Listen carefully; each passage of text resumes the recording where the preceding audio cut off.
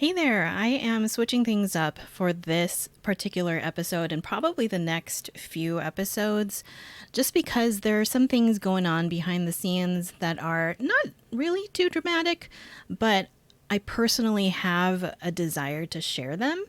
You may have noticed, you probably didn't notice. I mean, I'm being realistic here. No one's really paying attention as much as I am to my own business and my own podcast. But maybe you have noticed that I had a little bit more structure for my podcast. I tried doing weekly podcasts, and with the amount of work that I put into each one and the fact that I don't just make a podcast episode and then put it out there, I make videos for each one, I make a blog page for each one, and then of course now I'm trying to kind of work it into my SEO strategy for my website, because I'm trying to build more of a platform for myself as somebody who would like to be considered a thought leader in the self-employed small business, micro business, solopreneur space. And so there have been a few weeks that passed just recently where I just didn't put it all together. Like literally I could, if you were here sitting next to me, I could show you all my plans and my notes and stuff like that. And I didn't stay on schedule for what I wanted to put out there. In fact, I'm actually going to pull it up.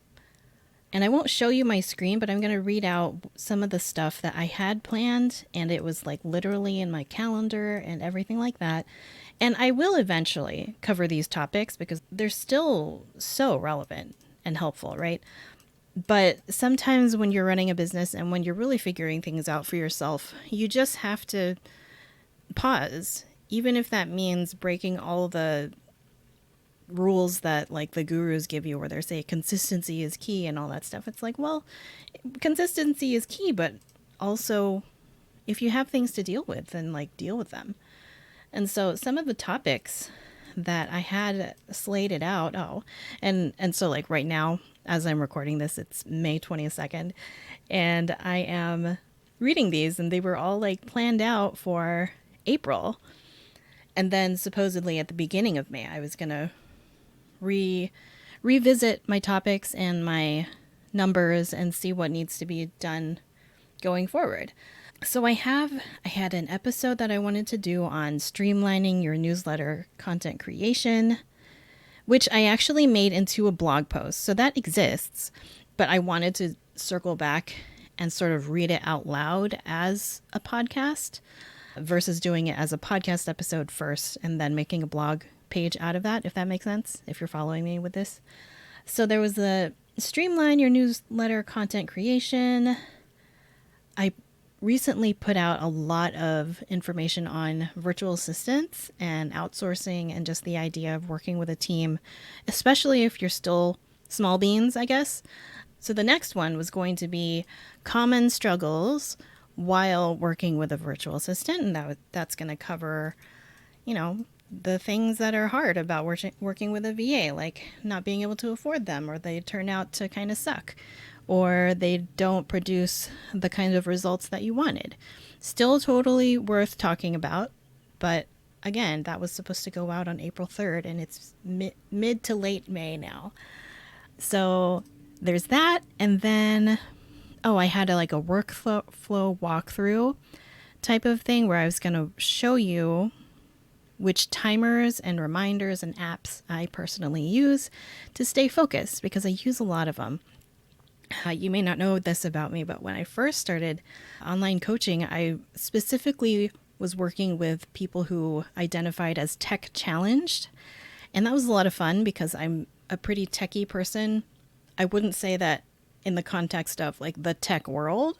I don't know any programming languages or anything like that, but I am pretty techie when it comes to everyday things. So I'm that person in the family who can set it all up and figure it out and see why things aren't working. And so that came in really handy at the beginning when I first started my business, because there are a lot of people who start businesses and don't have that technical way of thinking. Turns out that translated really well into being more of a strategist, and also acknowledging that it's not the technology that's holding most people back. But in my own practice and just for myself and keeping myself focused, I use a lot of things, like all kinds of timers, apps for focus. I have certain routines that work. And so some that I absolutely don't use because they just don't work for me. For example, one of the big ones is always people saying doing time blocking, blocking out things in your calendar. If it's not in your calendar, then you're not going to get it done. And then I think lots of gurus and self-help people out there who are really well known are like, if something is important to you, I should be able to look at your calendar and see it on there. And it should be noticeable that this is a priority in your life. And I'm like, well, for a certain kind of person, maybe that would work. But for me, if I block it out, I can block it out beautifully with highlighters and color coordination and really working when it's most fitting for my personality, when I'm awake, being a night owl, so that it doesn't interrupt the time that I'm spending with my developmentally disabled brother. I can do all of that stuff and put it in a calendar or a planner, and then I won't look at it. It'll just sit there, and then it'll pass, and I will not follow it because I'm one of those people who's not, how do I say this? I'm not motivated by the idea of staying on track with my own schedule. I'm just not. And so having it on my own schedule is not a way that helps me prioritize. I could probably say that I think that's why I made such a really good employee, and also why, like, I didn't do well in day jobs, daytime office jobs, is that I can adhere to other people's schedules, but that's also it was terrible for like my creative side and just my personality in general. So I have lots of timers and hacks and ways that I do things that are really helpful for people who have brains like mine. I had another episode, and I promise I'm getting somewhere with, sharing with you all of this stuff that I planned out, but don't have ready for you. So just stick with me. And then the next few topics were how to build accountability in for whatever it is that you want to achieve. I was planning a business bank account walkthrough because I follow a process that's very loosely based on the Profit First framework that's created by Mike Michalowicz. And I have my own version of it, but it's actually really helpful, even if you implement it in a small way, because then you don't get shocked by your accounts, and you also get paid no matter how much you're spending on your business. And no matter how much of your own money you're putting into your business, you always get paid in some way financially. And so I wanted to walk through that, and I will someday. And then finally, and this is the last one that should have gone out like 3 weeks ago, is my process for repurposing long form to short form or visual social media content. So basically the process that I have for these podcast episodes and how I create the social media content that goes out with when I publish each one. And so I'm sharing all of this as a behind the scenes thing because obviously I'm very aware of my process. And I hope that you are the same with your business, where you know exactly where all of your time and energy is going. I hope that you're paying enough attention so that you're not attached to your phone all the time, because it's just not good for you. And I hope that you actually find fulfillment in all of the tedious tasks that you have to do to get your business moving, especially if you are making sales and you want to keep it going, but you also want to scale, right? And so I think that's where the idea of the virtual assistant and putting systems together so that you can eventually outsource came from. Now I'm talking in past tense because I'm kind of shifting away from that, which is a big deal for me because I feel like I've just spent so much time and effort painting the picture of how things come together in a business that might actually be a pleasure to run for you as a solopreneur, where your time and money and energy is limited. And I think that I'm really proud of the content that I've created, but also I did have plans behind all of this, right? I didn't just randomly decide I'm going to talk about virtual assistant stuff over and over and over and just figure it out. Like my end game was to bring all of this together. And then I've actually been introducing myself in networking meetings and coffee chats as someone who may be creating an agency someday. And see, this is the part where it really sucks, because I know that I have a lot of experience with virtual assistants and outsourcing. Having been the virtual assistant myself, like, I am the unicorn that a lot of people have hired. I'm really good at my job. I'm really good at doing things for people.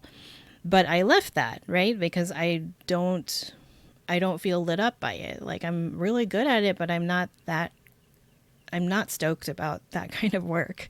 And if you're familiar with Gay Hendricks' The Big Leap, this is very obviously my zone of excellence, where I'm very good at what I do.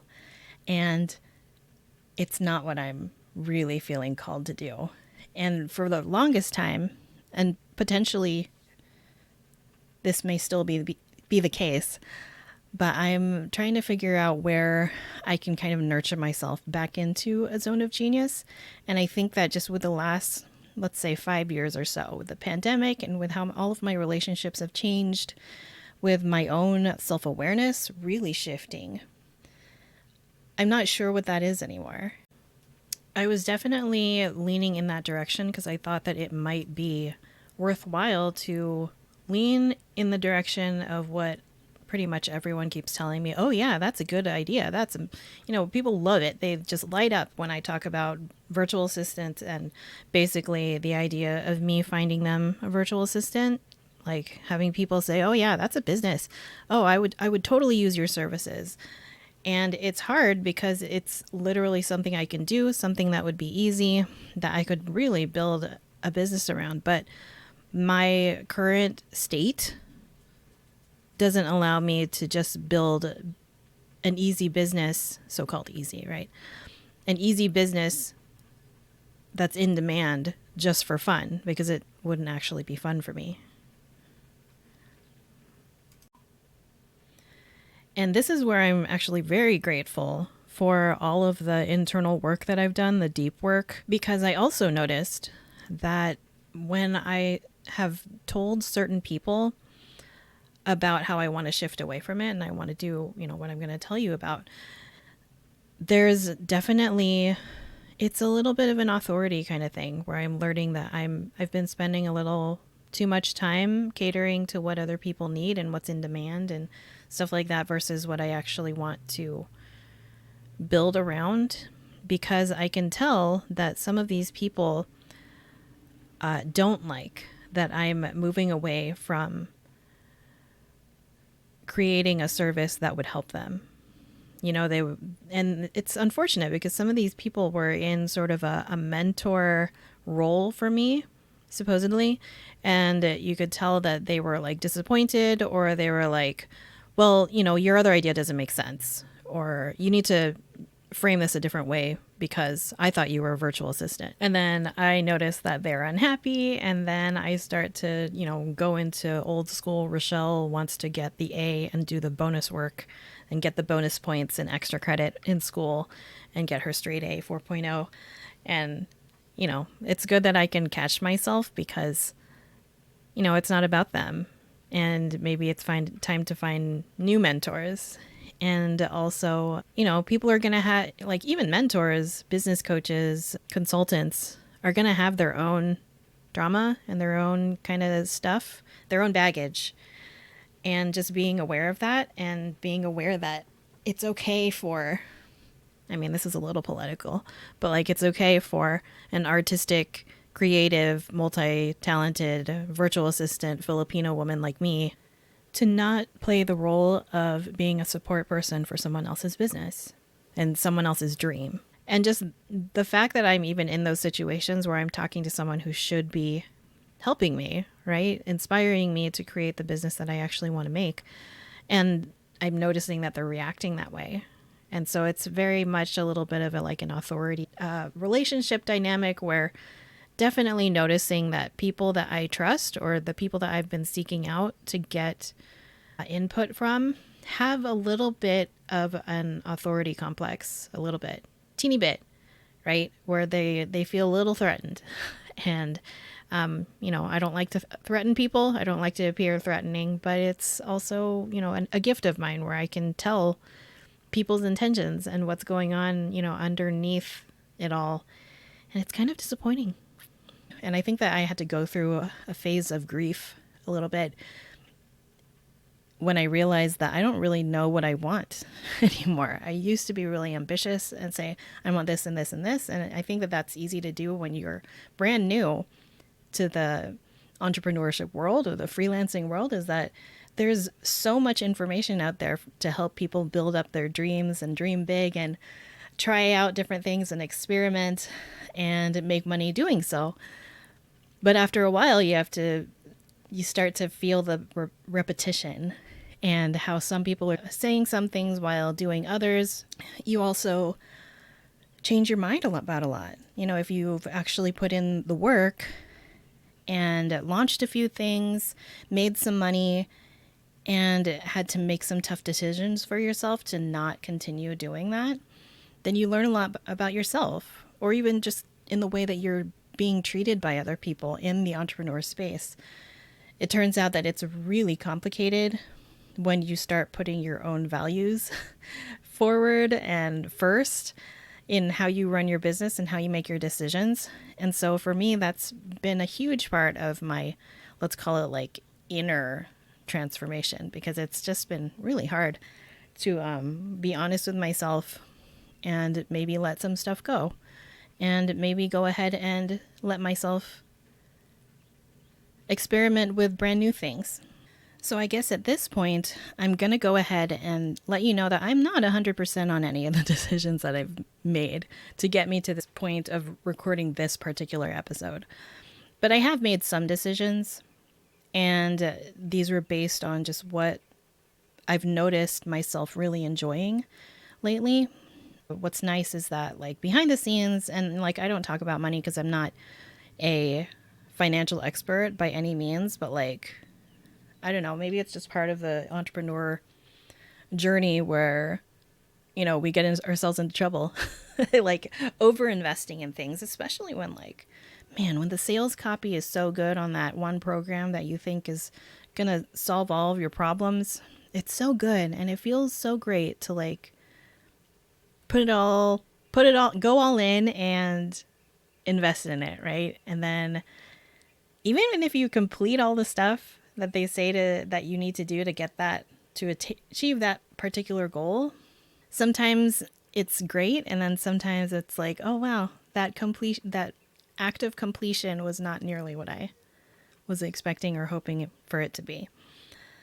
And so at this point, I find myself really being honest about how I want to spend my time. I bring up the financial thing because I've reached a point where I'm like, you know what? I'm pretty stable. I'm at the very privileged point of having a pretty easy life with enough money. If I'm going to be honest, I'm not hurting for money, but I'm also not making nearly enough for the kind of life that I want to have. Right? I want more than this. And this was a really tough thing for me to realize for myself, because I'm generally very positive and grateful. And so it feels not positive and ungrateful to say I'm really dissatisfied with just how a lot of my life is right now. And so I'm trying to make shifts that will point me in the right direction. So I did all the things that you do, you work on the journaling, you talk to people, you try to set that vision for yourself of what you want your life to be. Because obviously if I'm dissatisfied with how things are right now, then it's a matter of for me anyway, documenting what's not okay. And then also documenting what would be okay and what would be absolutely wonderful. And trying to reconcile the two, basically. And so for me, what that looks like is actually, for a lot of people, this part, I think this is why I struggled so much with this, but that it seems like for other people, the thing that they needed to change was to make more money. They found the job that they wanted, and then they want to make more money. And then when they make more money and they're super satisfied financially, then they look at what they've accomplished and then they make those shifts. And so for me, it was really difficult to make that jump because I'm like, well, I'm not making a lot of money. And so it's hard to align myself with all those, like, you know, how I reinvented myself stories when I don't have that. I'm extremely financially successful and now I want to do something else. And I think that that just has to do with like capitalism. I feel obligated to say that I'm not allowed to change unless I have found success in a way that's defined as I am financially successful. Like if all of the effort that you put in towards something that you've been building doesn't add up to you making a lot of money and you're not really that excited about it anymore and you don't want to keep building it, but you're also not very proud of it, then you're not supposed to give up, right? You're not supposed to give up and try something different until you monetize it and make it sound really impressive, which is actually a big theme for my life, it turns out, because I do a lot of things to be impressive. And so every time I find myself using that word, it's difficult because I'm like, who am I trying to impress? I'm literally, you know, going to turn 40 this year. And who is it that I am impressing? I can't use the excuse of like, you know, my relatives or my family or whatever. And I can't even say, you know, impressing my boss because I don't have a day job. So who am I trying to impress? And then it turns out that I'm like, oh, I'm not actually that impressed with myself. And that really stinks because I'm like, oh, that's true. I'm not that impressed with what I'm doing right now and with the kind of life that I have right now. And so it's a balance of like, am I being too mean to myself or is that like the truth? And why don't we talk about it, Rochelle? Because if you don't like what's happening, then that's actually really good information to have. So with all of that, with myself working through all of that, it's just been interesting learning about myself and then also making some decisions. So something that you might have noticed with just the content that I like producing, and it's interesting because like I actually enjoy making content, but I want to make it for myself and I definitely don't want to make it for other people because I literally only want to make my own art. And then that brought me to the idea that I'm like, oh, I want to make my own art. Like I want to be an artist, which is so, it like dates back to what, 6th grade? What do you want to be when you grow up? And I was like, artist, but I can't because they don't make a lot of money.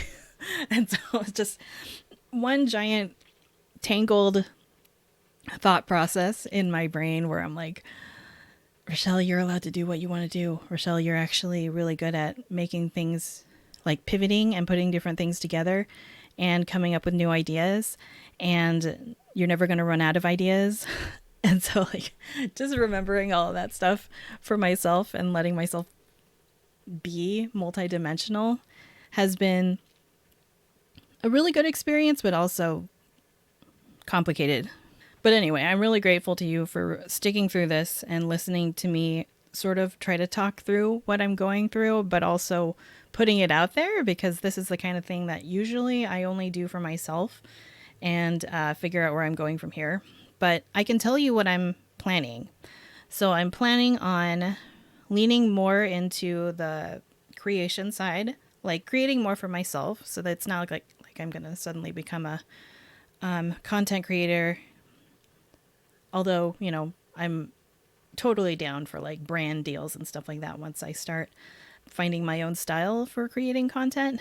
But I also have to balance that with the fact that I don't like how content creators and artists are taken advantage of. So I know that I don't want to put myself in that position where I'm like the starving artist trope. But I do want to combine my love of teaching and my experience and knowledge that I have in the industries that I've worked with just a creative side, right? A way for me to like just create and help people via my content And that's pretty much where I am right now. I think I figured that part out while I was doing like art art streams on Twitch. I did them weekly for a while, and it was interesting because making art is really good for me.